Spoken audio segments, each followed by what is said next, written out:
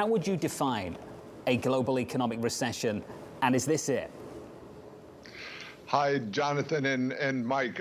This is many countries will have a hard time avoiding a recession. We're not in; it's not a global recession yet. It could.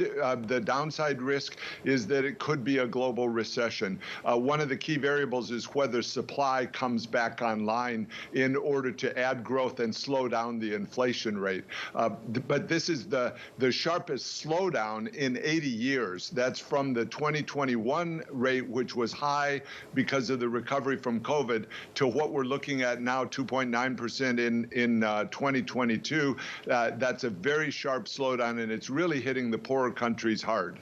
David, what's interesting about this report is there is a temporary attitude to the conversation on Wall Street. I have them every day. You listen to some of them, I'm sure. When we have these conversations, we talk about maybe lasting 6 months. You go into 2023, things change. The essence of this, or the epicenter of it, is a dynamic that lasts for years. David, this stagflationary story could last for years. Is that really the case for you? And over what regions? Is this a global story or more concentrated for emerging markets and developing economies?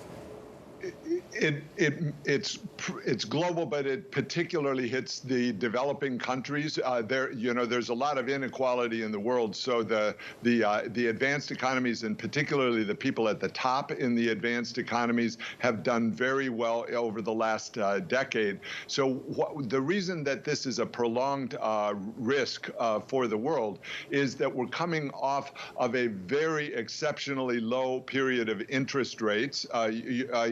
Last year, I called it uncharted territory on both fiscal policy, which was massively expansionary, and the monetary policy. So we're coming off of that. And you also have demographics, which are gradually slowing down in the world, fewer people coming into the labor force. And so that's part of it. And then this core problem of lack of supply and the supply chains not being repaired.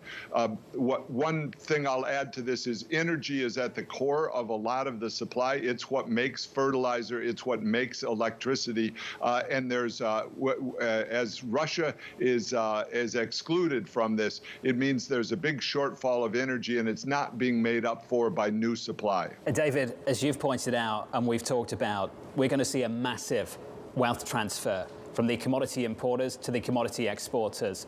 Within that, we're going to get some financial imbalances. Now, David, if I was doing this at the consumer level, if a consumer faced tough times, I'd be worried about a loan shark, if you will. Who is that loan shark on the international stage? And I know previously, in previous years, you've been worried about China and some of the loans they've made and the conditions around those loans that have been made to some of the economies that you focus on. Are you more worried about that now with this playing out? China was the biggest lender during this expansion of the world, lending into countries, both poor and middle income countries. So one of the concerns right now is our data shows that it's 60% of the countries are either in debt distress now or at high risk of debt distress. That's for the 75 poorest countries, the IDA countries of the world. 60% are in debt distress, and with a big chunk of that debt owed to China. So we really need to find ways to restructure the debt and have it be more transparent.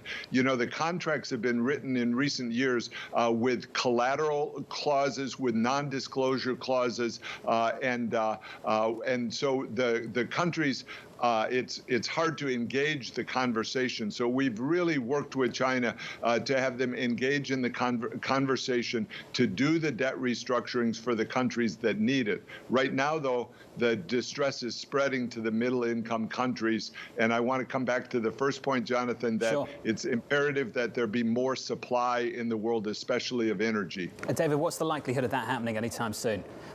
Are these real suggestions that we can actually act on, or is it just a warning that this is what we're going to face now for a long time?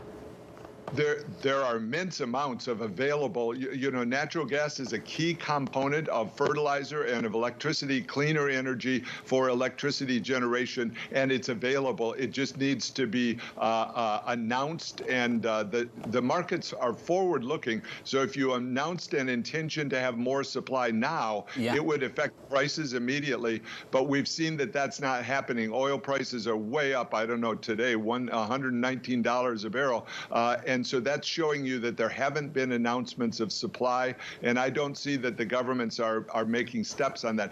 Canada did announce an ability to increase supply. I think Mexico and the U.S. could increase supply substantially, and Europe itself has energy reserves that they could be tapping, but so far it's not happening. David, you took us to clean energy, so let's go there. The FT reported recently that the Treasury sent you a letter, sent the World Bank a letter, asking you to increase your efforts to fight climate change and provide what they called more forceful and constructive leadership. Can you confirm that you received that letter, and can you talk to me about the content of it? Yes, there was a letter. It was sent in March, so I don't know. The FT is digging deep into its reserves. They mentioned a UN criticism that was done way back in 2021.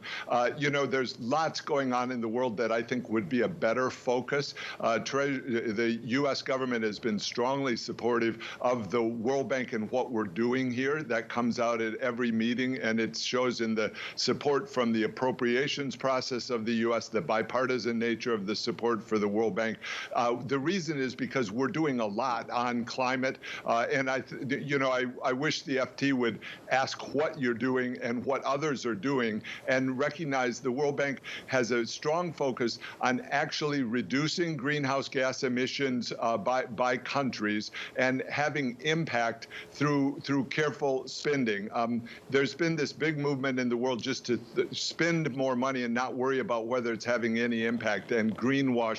And we've worked to get away from that, and that's made some of the lobby. There's a big lobby for greenwashing, so they're not happy when you talk about impact. But we're going to keep doing it and keep making progress on cleaner energy. That means a lot more natural gas supply, and that's critical for future global growth because it holds down prices.